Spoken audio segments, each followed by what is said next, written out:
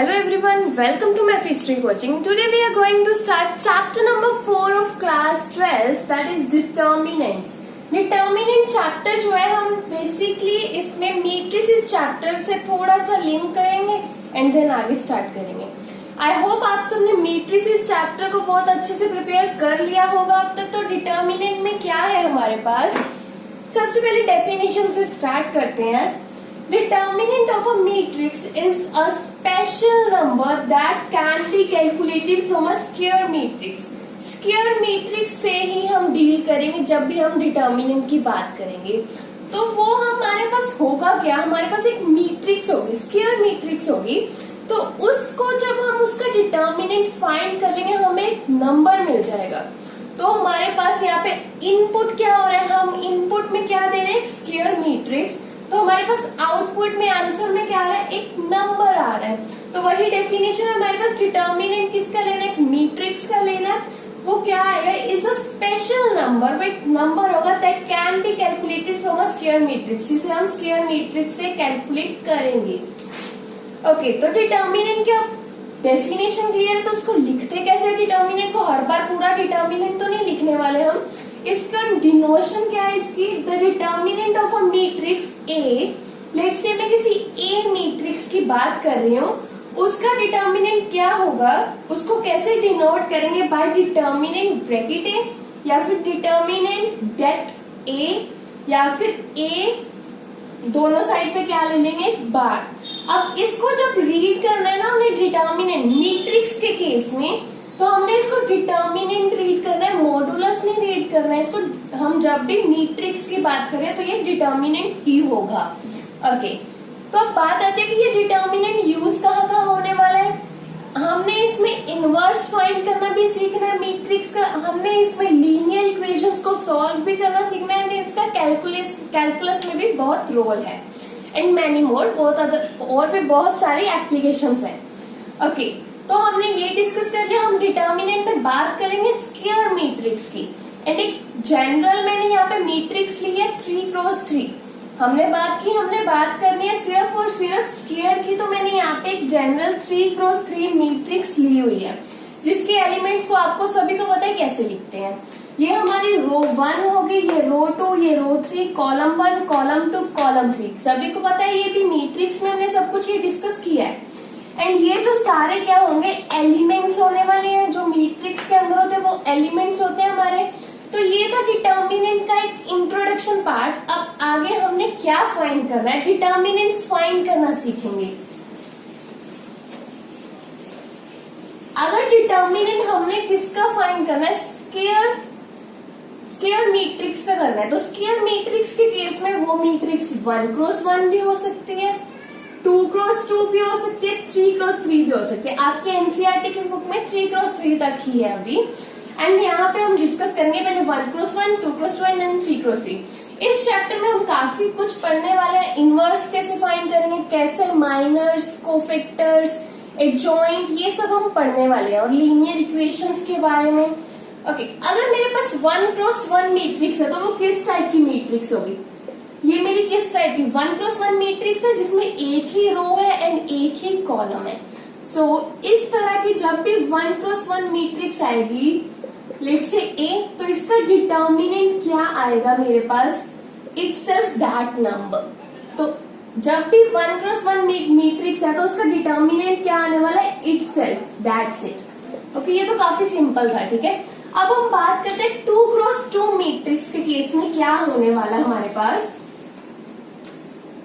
Let's say मैं आपको एक एग्जांपल से समझा रही हूँ, फिर आपको इजीली क्लियर हो जाएगा. 1 2 3 4, ठीक है, मेरी फेवरेट मैट्रिक्स. ठीक है, 1 2 3 4 ले लिया मैंने. अब इसका मैंने डिटर्मिनेंट फाइंड करना, सबसे पहले तो मैं इसको डिनोट कर लेती हूँ.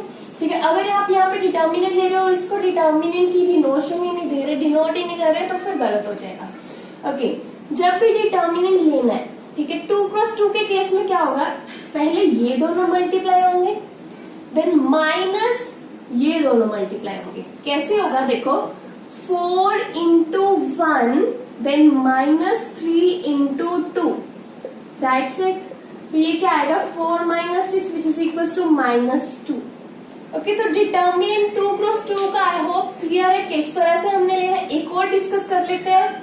एग्जाम्पल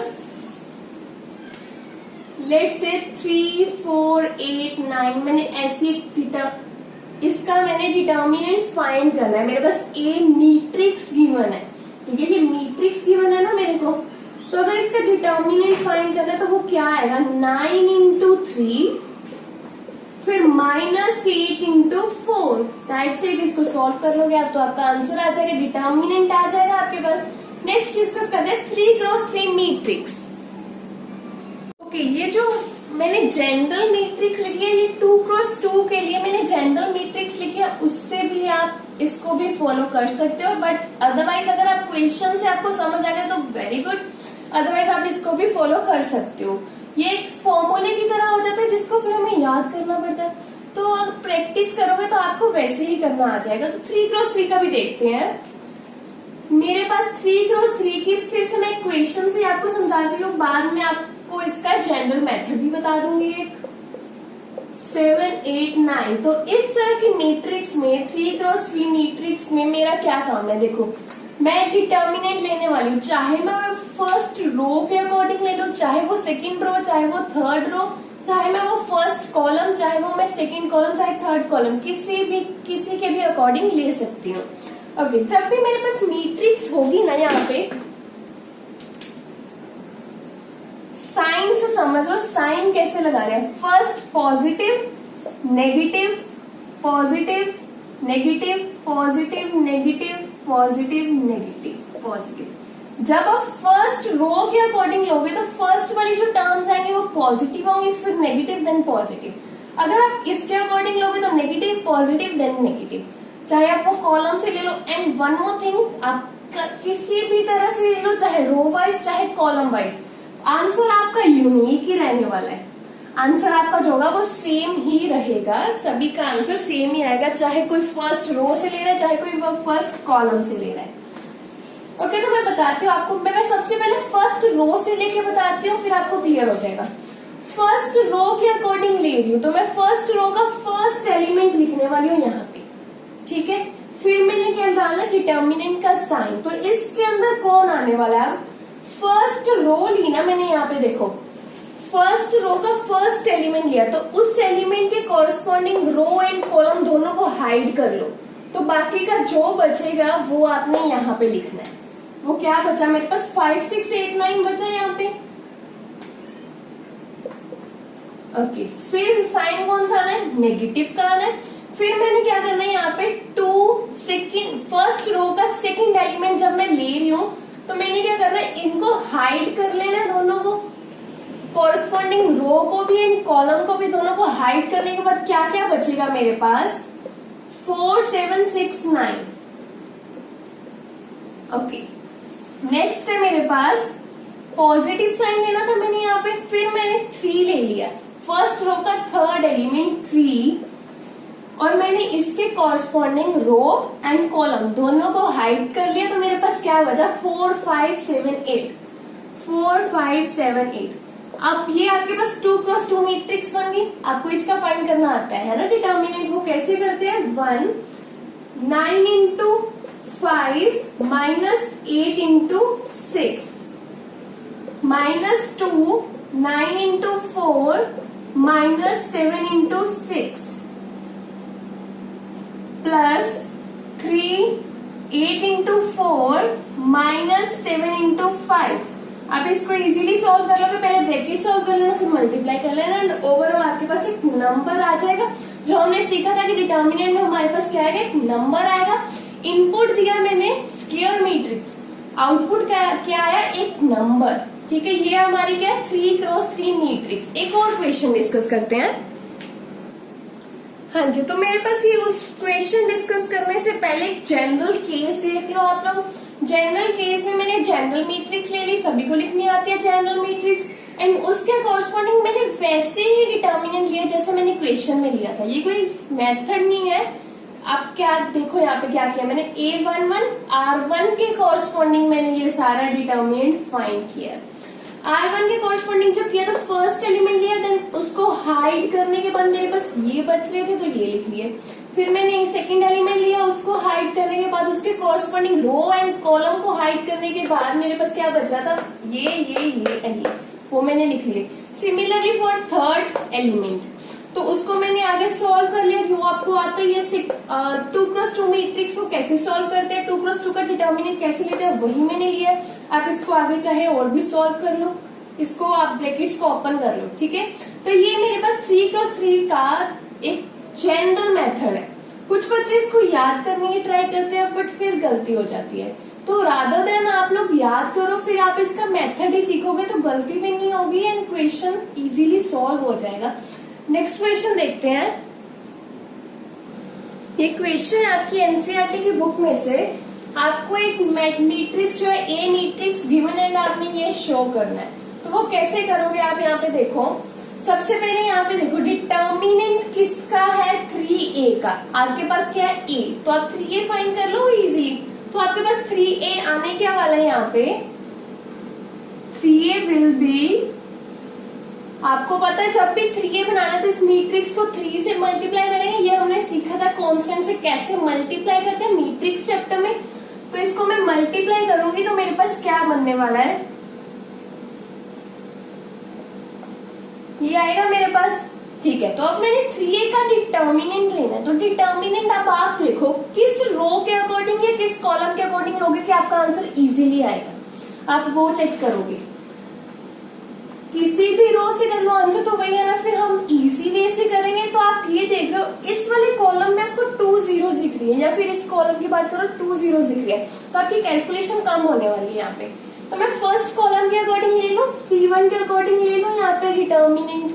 तो अगर मैंने फर्स्ट एलिमेंट के अकॉर्डिंग ले रही हूँ, यहाँ पे फर्स्ट एलिमेंट क्या है मेरा 3, तो मैंने उसके कॉरस्पॉन्डिंग ये रो एंड ये कॉलम को हाइड कर लिया, तो मेरे पास ये बचने वाला है 3 6 0 12। अब आगे आप देखो, फिर नेक्स्ट हमारे पास यहाँ पे क्या होता था, नेगेटिव होता था ना, तो मैंने नेगेटिव लगा दिया।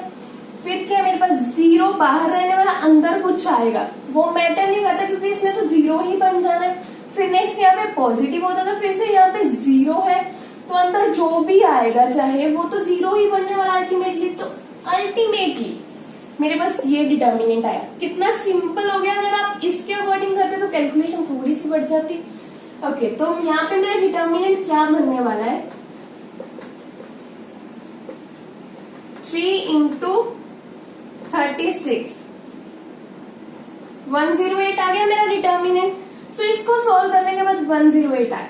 यहाँ पे नेक्स्ट हमने इस साइड भी सॉल्व कर लेते हैं, वो क्या आ रहा है 27 into डिटर्मिनेंट ऑफ ए। सबसे पहले डिटर्मिनेंट ऑफ ए लेना है, फिर 27 से आपने मल्टीप्लाई करना है, ठीक है। तो यहाँ पे क्या बनने वाला है देखो, डिटर्मिनेंट ऑफ ए किसके अकॉर्डिंग लूं, फिर से मैं ये अगर C1 के अकॉर्डिंग ले लूं तो मेरा क्वेश्चन इजी होने वाला है। वो क्या हो जाएगा, फर्स्ट एलिमेंट लिया मैंने, उसके कॉरस्पॉन्डिंग रो एंड कॉलम को हाइड कर दिया, तो मेरे पास अंदर क्या बचा 1204 बचा। तो इसका बाकी तो अल्टीमेटली 0 ही होने वाले हैं, है ना।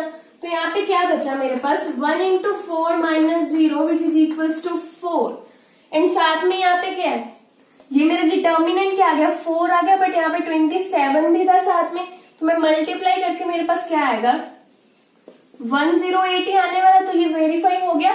आपको सिंपली क्वेश्चन को ध्यान से पढ़ना है, डिटर्मिनेंट पहले लेना है या बाद में लेना है। नेक्स्ट क्वेश्चन देखते हैं। नेक्स्ट क्वेश्चन है आपके पास, ये हमें क्या गिवन है, इसमें हमने फाइंड करना है एक्स। पहले फाइंड देख लो क्या करना है, एक्स फाइंड करना है। आपका क्वेश्चन ये है, ये मैंने लिखा है आपको सिर्फ समझाने के लिए। तो इस क्वेश्चन में देखो डिटर्मिनेंट इक्वल दिए हुए हैं, है ना। इस क्वेश्चन में क्या होगा, मैट्रिक्स जो है वो इक्वल है। तो अब आप बताओ कि इनमें क्या डिफरेंस है, कैसे बताओगे, मैं बता रही हूँ। अच्छा, तो इसमें हमने जब भी मैट्रिक्स में ये क्वेश्चन किया था तो हमने क्या किया था, ये क्या है 2x2 मैट्रिक्स है, ये भी 2x2 मैट्रिक्स है। तो इसमें हम क्या बोलते थे, इक्वल मैट्रिक्स का केस याद है आपको, इक्वल मैट्रिक्स का ये केस बन रहा है। तो हम क्या करते थे, 2 is equals to first element की इक्वल होगा। हम इस तरह से x की जो है वो वैल्यू फाइंड कर लेते थे इजीली।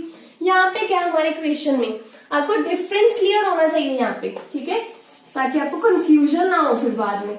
नेक्स्ट यहाँ पे हमारे पास डिटर्मिनेंट की बात करें। डिटर्मिनेंट के केस में आप देखो, आप इसको सॉल्व कर लो, पहले डिटर्मिनेंट ले लो, वो सभी को आता है बहुत अच्छे से। 2 into 1 minus 5 into 4, okay, which is equals to, जो साइन है मैंने वो लगा दिया। फिर से इस साइड भी डिटर्मिनेंट ले लो, x into 2x, फिर माइनस का साइन 6 into 4, ठीक है, ये 4 है ये, ओके। तो सॉल्व कर लेते हैं। 2 minus 20 that is minus 18 which is equals to 2x square minus 24, okay. तो यहाँ पे क्या बनेगा, 2x square minus 24, इसको सिंप्लीफाई कर लेते हैं थोड़ा सा। 24 which is equals to 2x square, 6 is equals to 2x square, x square is equals to 3, तो x मेरे पास क्या आ जाएगा, प्लस माइनस रूट 3, ओके। तो मेरे पास x की क्या वैल्यू बन रही है यहाँ पे, प्लस माइनस रूट 3।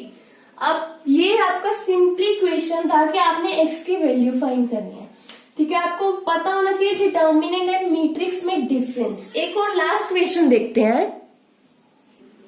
अभी आपके पास अगर ये क्वेश्चन आता है कि इसको सॉल्व करो, बस कुछ नहीं बोला, पर आपको देखने में पता चल रहा है किसकी बात करें, डिटर्मिनेंट की बात करें, तो मैं डिटर्मिनेंट फाइंड कर लूंगी, ठीक है। इसको सॉल्व करना है, आपको नहीं बोलेंगे कि डिटर्मिनेंट फाइंड करो।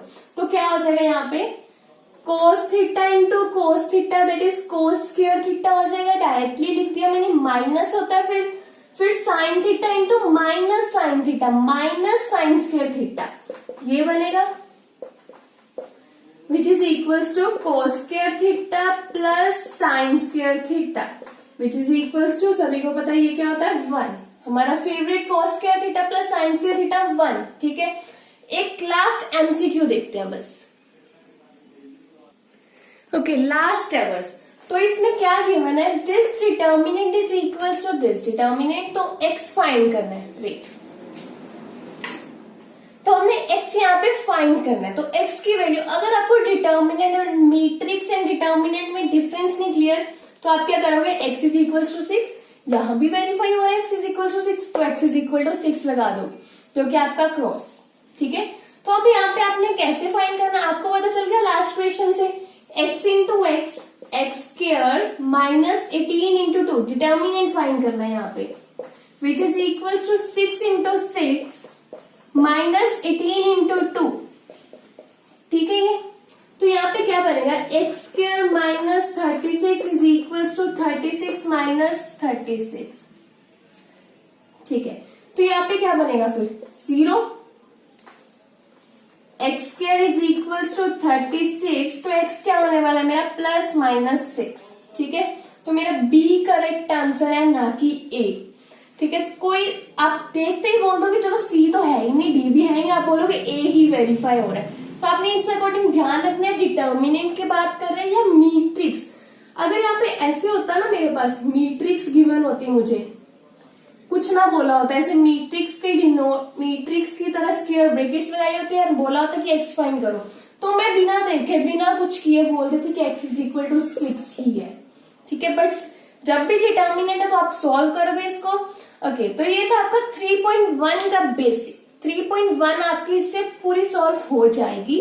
जो भी क्वेश्चन मुझे लगे थे बताने वाले वो मैंने बता दिया। आप 3x3 मैट्रिक्स की प्रैक्टिस करो, वो आगे भी यूज होगी जब हम इनवर्स फाइंड करेंगे, ठीक है।